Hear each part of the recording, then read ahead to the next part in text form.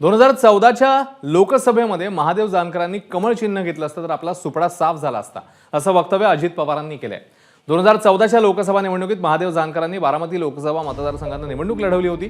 सुप्रिया सुळेंविरोधात जवळपास 70,000 मतांनी जानकरांचा पराभव झालेला, पण ती निवडणूक जानकर कमळ चिन्हावर लढले नव्हते।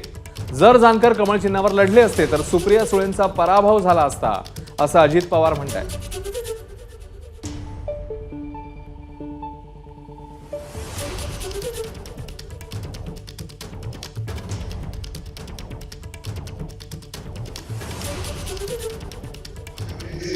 अक्षरशः थोडक्यात वाचलो आपण।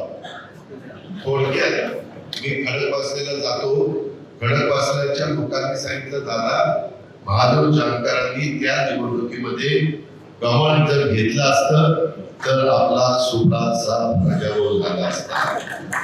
ही वस्तुस्थिती आहे।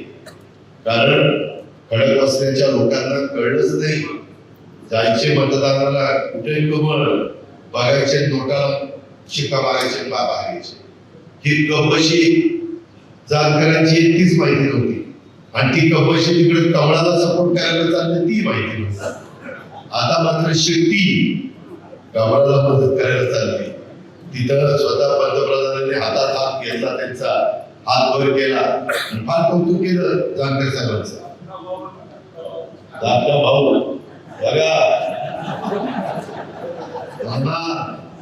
तिथं मोदी साहेबांनी त्यांना धाकटा भाऊ म्हणलं, नाना मी तुला इथं धाकटा भाऊ म्हणतो।